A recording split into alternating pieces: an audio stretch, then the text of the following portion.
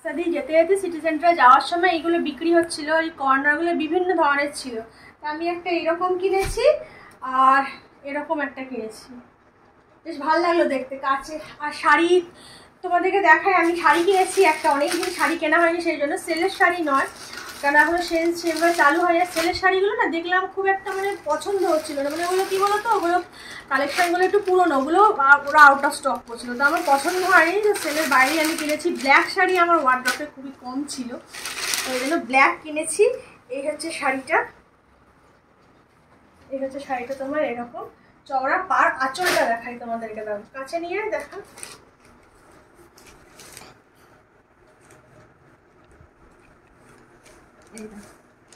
এই হচ্ছে আঁচলটা।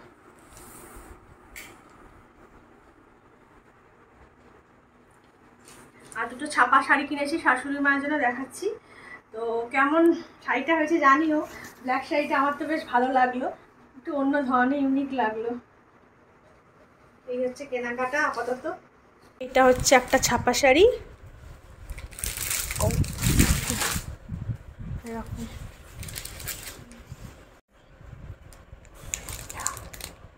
সাদার ভেতরে ছিল না, দুটো প্রায় অলমোস্ট সেম সেম কালার হয়ে গেছে। ঠিক আছে, তো আজকে জানো তো তোমাদের সাথে আমি শেয়ার করবো এয়ার ফ্রায়ারের অন্য আরেকটা রেসিপি। সেটা হচ্ছে কী করে আমি পিৎজা বানাই। দারুণ হয় পিৎজা, এর আগেও বানিয়েছি, কিন্তু বেশ কিছুদিন ধরে ভিডিও সেইভাবে শ্যুট করা হয়নি, রিকের এক্সাম ছিল বলে। তো বানিয়েছিলাম, তো খুব ভালো হয়েছিল, তো ভাবলাম আজকে আরেকবার মানে তোমাদের সাথে বানিয়ে শেয়ার করব কেমন হয় পিৎজা। খুবই ইজিয়েস্ট প্রসেসে খুব সুন্দর হয়ে যায়। তো পিৎজাটা বানাবো। তো ডোটা আমি সকালবেলাতেই বানিয়ে রেখেছিলাম। কি করে ডোটা বানিয়েছিলাম সকালবেলাতে সেটা আমি ভিডিও শ্যুট করে রেখেছি, সেটা তোমাদের দেখিয়ে দিচ্ছি। আরেকটা জিনিস কিনেছি তোমাদেরকে দেখাই, আরেকটা আমি কুর্তি কিনেছি।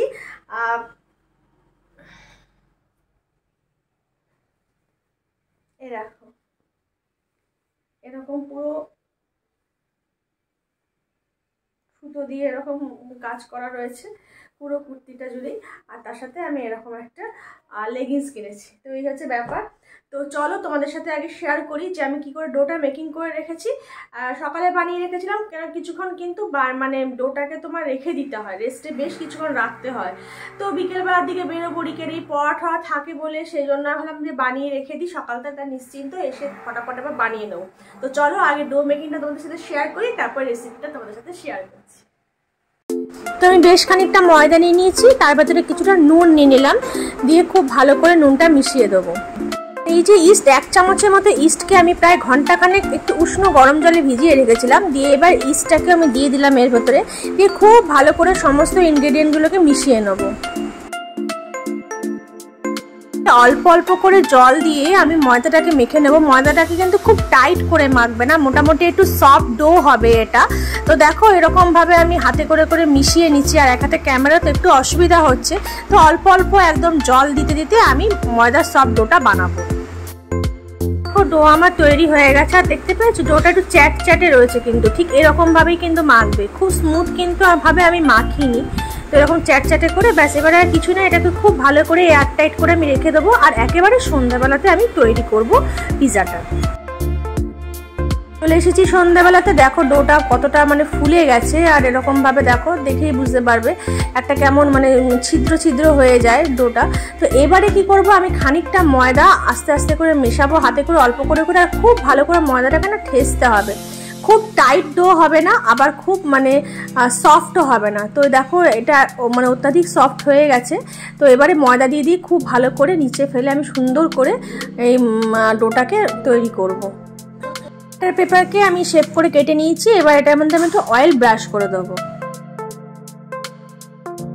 তো এবারে দেখো ডোটাকে দিয়ে এবারে হাত দিয়ে দিয়ে এভাবে প্রেস করে করে ছড়িয়ে নিতে হবে, টেনে টেনে এভাবে বাটার পেপারের মধ্যে দিয়ে দেখো হাত দিয়ে দিয়ে এরকমভাবে পুরো ফেলে নিচ্ছি আমি, যেমন পিৎজা বেসটা হয় আর কি সেরকমভাবে এভাবে একটা গোল শেপ আমি দিয়ে নিলাম।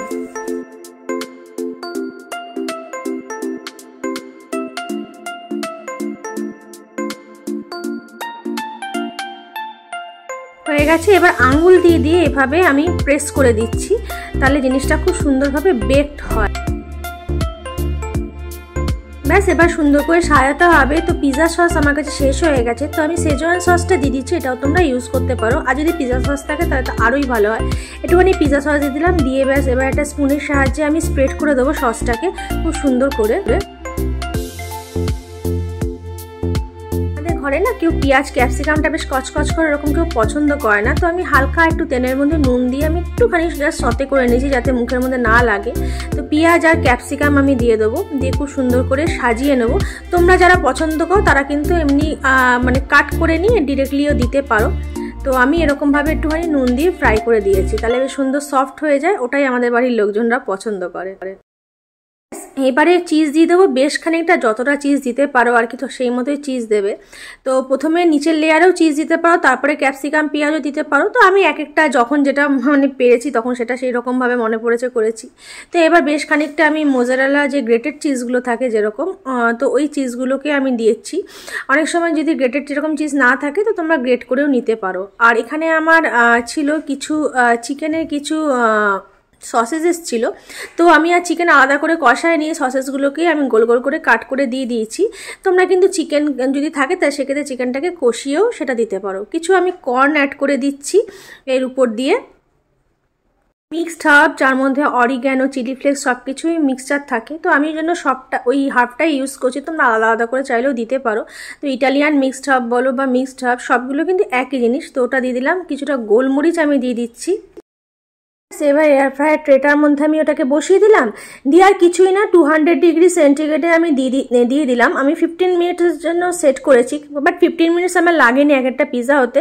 প্রথম পিৎজাটা হতে একটু টাইম লেগেছিলো, 10 মিনিট সময় লেগেছিল। তো আমি টেম্পারেচারটা দেখো বাড়িয়ে নিচ্ছি, বাট যত করছিলাম তত পিৎজার টাইমিংটা কম হয়ে যাচ্ছিলো। পরবর্তীকালে 6-7 মিনিটেই একটা তোমার এক একটা পিৎজা হয়ে যাচ্ছিলো। আর জাস্ট দেখো কি সুন্দর পিৎজাটা হয়েছে, খেতে কিন্তু দুর্দান্ত হয়েছিল, এত সুন্দর ক্রাস্টটা ক্রাঞ্চি হয়েছিল, সুন্দরভাবে ছেড়ে বেরিয়ে যাচ্ছে যেহেতু একটু অয়েলিং করা ছিল। কি এবার মন চায় সস দিয়ে গরম গরম পিৎজা সবাইকে সার্ভ করে দাও। আর একবার ওয়েট করো সবাই কি বলছে রিভিউর জন্য। এটা হচ্ছে থাইল্যান্ডের সস, সেই থাইল্যান্ড গেছিলাম, সেই সস। পিৎজাটা অপূর্ব দারুণ হয়েছে, খুব ভালো হয়েছে। ভালো আছে খেতে, সুন্দর হয়েছে, খুব খুব টেস্টি হয়েছে। আমরা এই খাবারটা মোটামুটি তোমাদের রাখি মনে ভালো হয়েছে। রিকের তো প্লেট খালি হয়ে গেছে, তাহলে এয়ার ফ্রায়ার আসাতে অনেক কিছুই খাবার বানানো যাচ্ছে। Heavy tasty.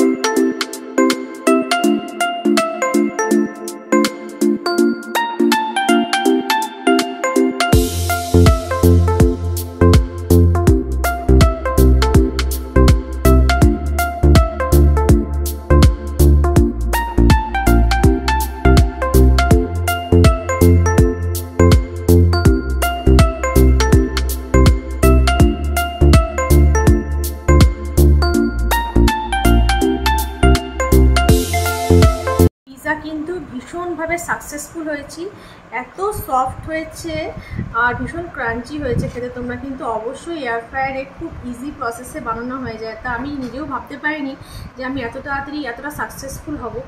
খুবই টেস্টি হয়েছে, এত সুন্দর ইয়ামি, বাবা চিজ আর চিজ যত দিতে হবে তত টেস্টি। ডমিনোসে যেমন দেয় এক্সট্রা চিজ, কিন্তু এর যে ক্রাস্টটা দুর্দান্ত হয়েছে, খুব ভালো হয়েছে, ট্রাই করে দেখতে পারো। এয়ার ফ্রায়ার সত্যি আমার দারুণ সাকসেসফুল একটা গ্যাজেট।